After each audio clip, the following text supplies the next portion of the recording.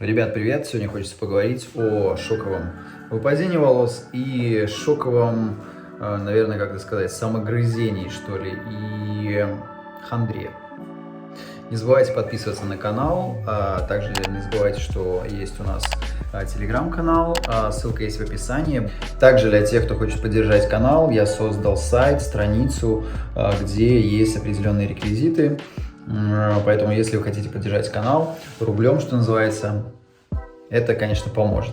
Более того, там есть определенные дополнительные услуги. Вы знаете, что я оказываю бесплатные услуги на данный момент по созданию, скажем так, определенного плана, который вам поможет для пересадки волос, для планирования пересадки волос. И с этим же планом вы можете идти напрямую в клинику, и они будут понимать, чего вы конкретно хотите. А если вы понимаете, чего вы хотите, это залог успеха вашей будущей операции и, в общем-то, вашим будущим волосам. Там же также на этом сайте я представил определенные разные услуги, дополнительные услуги, которые я могу вам оказывать. И, в общем, все это можете найти в описании в первом закрепленном видео. Итак, вы сделали операцию, кто-то долго готовился к ней, кто-то нет, кто-то решился, сделал достаточно оперативно. Первый месяц, конечно, очень насыщенный, очень много всего происходит. Вы видели, сколько я записывал особенно много про свою голову в первый месяц, потому что реально очень много всего происходило. Тут и волосы, где-то какие-то потеки, тут и лицо раздувается, и еще что-то, и непонятно вообще, как я с этим, точнее, зачем я за это вообще взялся, если до этого у меня жизнь была спокойная. И в какой-то момент времени наступает хандра, я бы ее назвал так, и вы реально думаете, зачем, на кой фиг я вообще сделал эту операцию. Я думал, что это только у меня, может быть, у меня реально это было, но потом я заметил, что в принципе вы начинаете мне писать и рассказывать про точно такую же ситуацию, и значит это присуще не только ко мне, а или ко всем, или к какому-то числу, или ко многим. Вот, что вам хочется сказать. Я не могу сказать, правильно ли вы делаете то, что вы пересаживаете волосы, потому что для этого нужно четко иметь план. И опять-таки возвращаясь, что я пытаюсь сделать, чтобы вы с конкретным планом вообще сначала сделали его, создали у себя в голове, вы поняли, чего вы конкретно хотите, и потом с этим же планом шли к доктору. Чаще всего страдают, наверное, те, у кого нету плана. То есть у вас есть желание иметь волосы, вы там ищите какие-то клиники, вы приходите в клинику, вы доверяетесь доктору, и вы думаете, что когда вы выйдете, из вас сделают там суперзвезду. Там с кучей волос, которые можно будет там, я не знаю, косы заплетать. Это может быть не так. И для этого именно и нужен план. План объективный. План, чтобы вы могли понять, сколько у вас волос, что вы реально по факту можете сделать, какого результата вы сможете достичь. И опять-таки именно это я рассказываю в своей бесплатной консультации. Поэтому можете тоже переходить на сайт, там есть ссылочка, мои контакты, или в телеграм-группе закрепленный сверху пост, там есть тоже мои контакты. Так вот, вы сделали операцию, проходит какое-то время, и вы, конечно, сталкиваетесь с кучей проблем, то есть это распухание лица, вы не уверены, сможете ли вы идти на работу, особенно если вы работаете с клиентами, и от этого зависит ваш доход, вы вдвойне будете сожалеть или думать, зачем я это сделал. Это, опять-таки, все касается плана, и нужно все действовать строго по своему плану. Но это нормально. Потом начинается выпадение волос, потом еще что-то происходит, потом вы все ждете и ждете, когда они начнут вырастать. И еще раз, если у вас есть план, вы будете четко знать, что, например, я хочу вот это можно сделать вот таким способом, для этого нужно потерпеть столько-то, и нужно пройти вот что-то еще, точнее, это план и это процесс, который нужно пройти, чтобы получить результат. Когда у вас выпадают волосы, это тоже нормальное явление. У меня, вот видите, на данный момент, я вам уже записывал видео, выпали абсолютно все волосы практически. только остались волосы, которые у меня были еще после первой пересадки. Я как бы не очкую, то есть они выпали, я знаю, что это нормальный процесс, поэтому меня не сильно это тревожит, не сильно это беспокоит, я знаю, что это нормально. Когда они у меня начнут расти, я тоже приблизительно, точнее, когда они должны начать расти, потому что тоже нужно отдавать себе отчет, что у каждого человека своя индивидуальная, каждый человек индивидуален, и здоровье у него тоже индивидуально, и физиологические процессы тоже могут проходить по-другому, не так, как у кого-то еще. То есть у кого-то первые волосы могут появиться там через месяц, у кого-то через 3, у кого-то через 4 и так далее. Я не защищаю клиники, где вы делаете или сделали свои операции, но имейте в виду, когда вы... То есть чем чаще вы будете писать своему суппорту и спрашивать, почему у меня нет волос, быстрее они от этого расти не будут. Опять-таки нельзя опираться на опыт кого-то еще. То есть если там вы увидели, что у кого-то они растут на 2-й месяц, а у вас они еще не растут, это не значит, что виновата клиника. И это не значит, что они не прижились. Это значит, что ваш организм действует вот таким вот образом.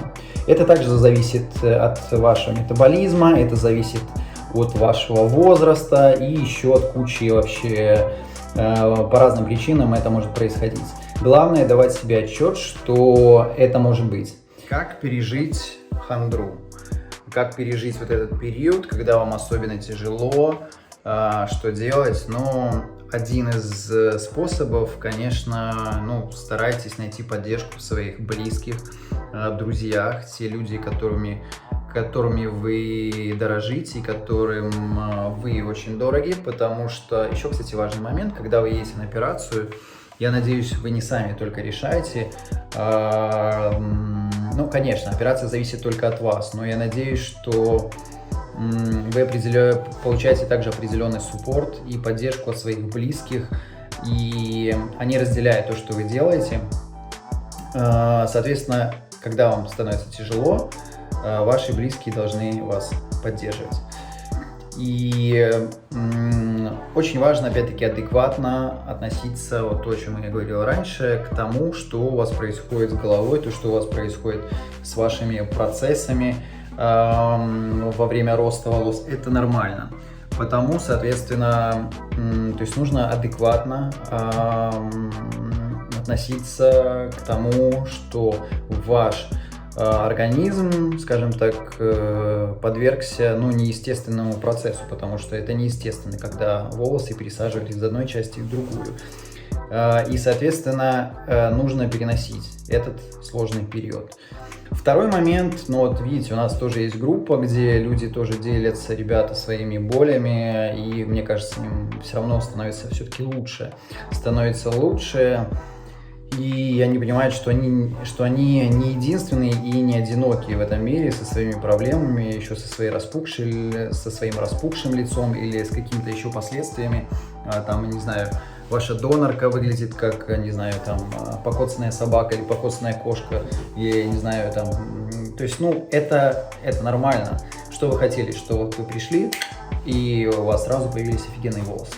Нет, так с присадкой волос это не работает.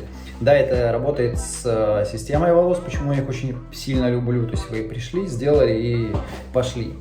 И сразу красавчик, да? Но с присадкой волос нужно потерпеть. Почему нужно потерпеть?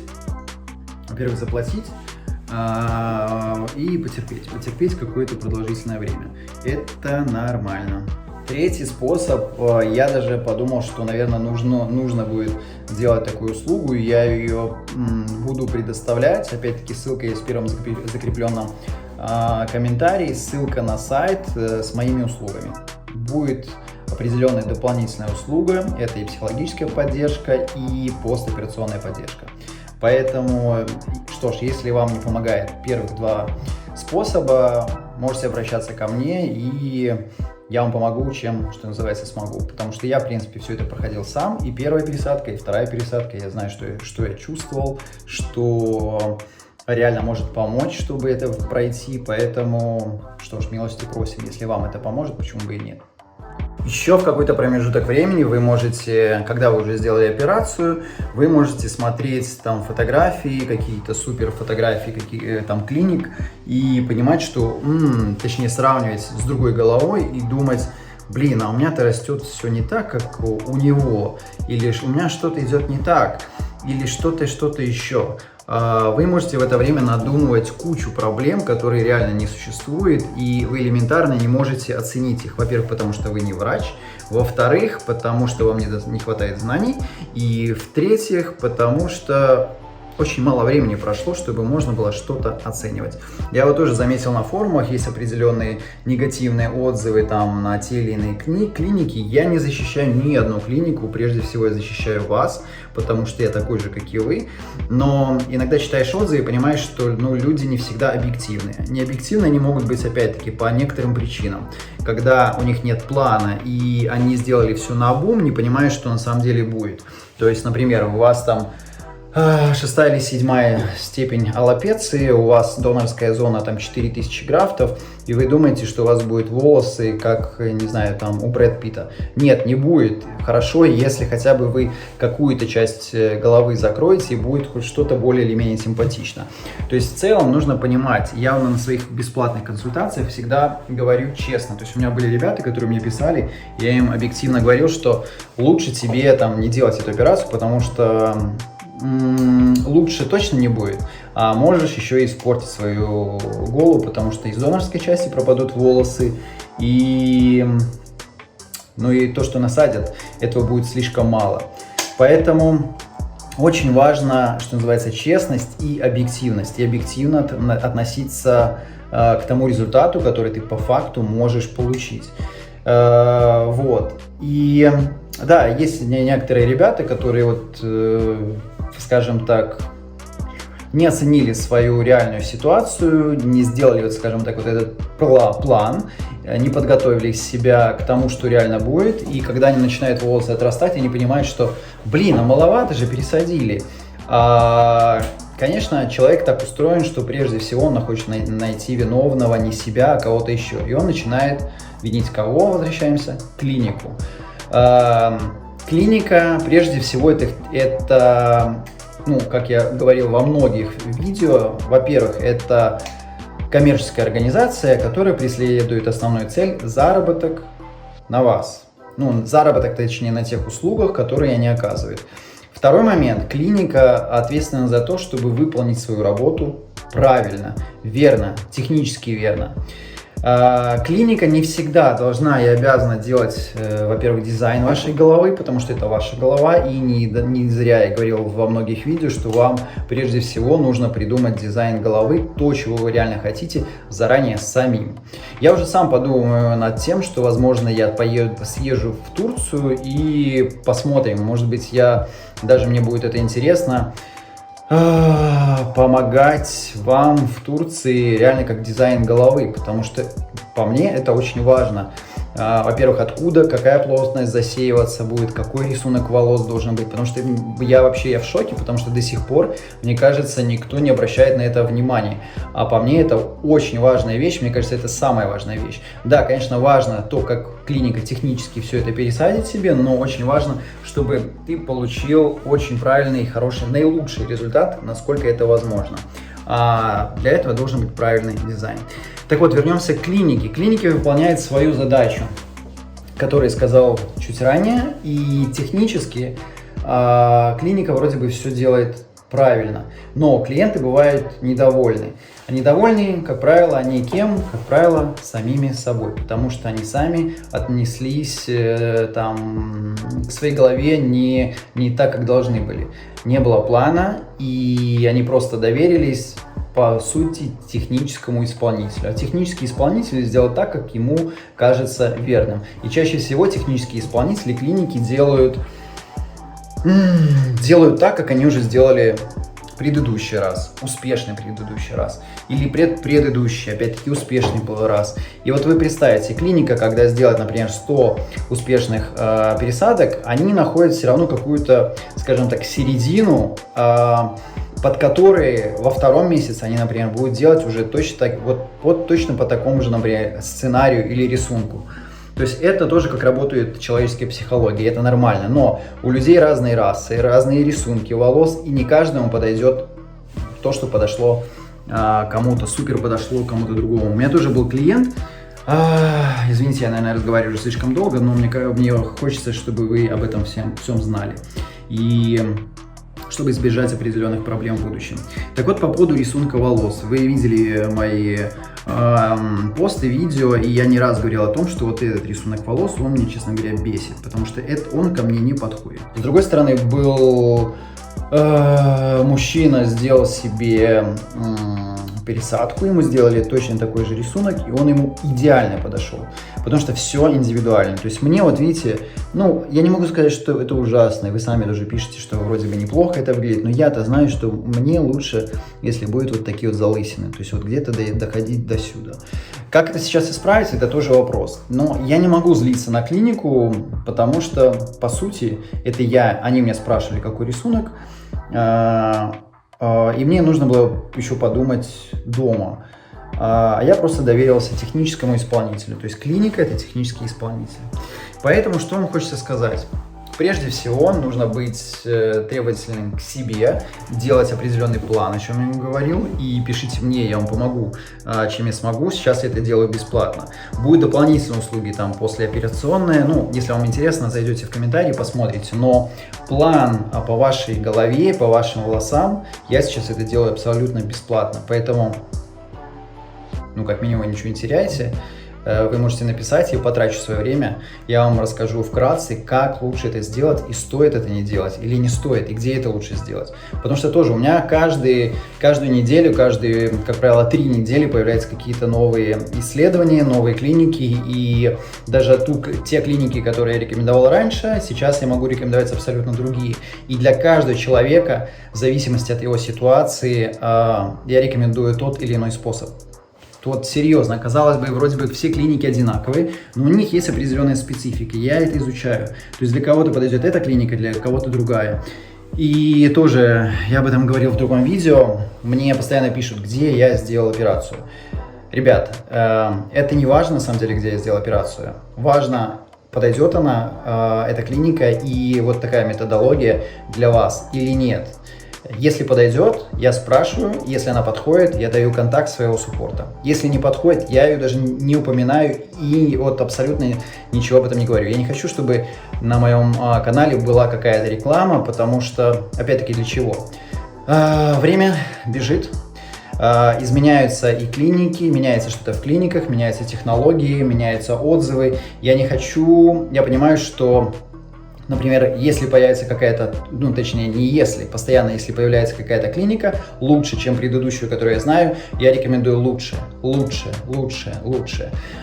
И не хочу, чтобы оставались на моем блоге, на моем канале какие-то имена клиник, потому что, возможно, то, что я порекомендовал там месяц назад, а может быть это будет там год уже назад, там через год, да, возможно уже будет намного лучший вариант, но на данный момент я рекомендую то, что самое лучшее я знаю.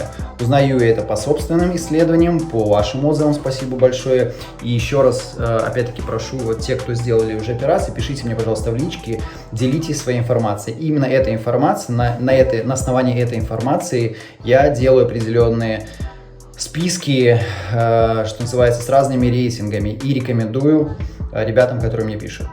Вот, на сегодня, наверное, на этом и закончим, потому что достаточно длинное получилось видео. Главное, чтобы оно было полезным. Я надеюсь, оно полезно. Если так, пишите в комментариях, полезно, не полезно, и что вы об этом думаете. Также не забывайте о телеграм-канале. Также у нас доступен еще чат в телеграм-канале. Там же есть ссылка прямо в телеграм-канале. Там же есть мой личный контакт и доступен сайт для тех, кто хочет поддержать канал. Буду благодарен, потому что все эти средства идут на канал. Сейчас на развитие канала я трачу со своего кармана. Вот если кто-то будет благодарен мне за мою работу, спасибо. Ну и чтобы колосилось.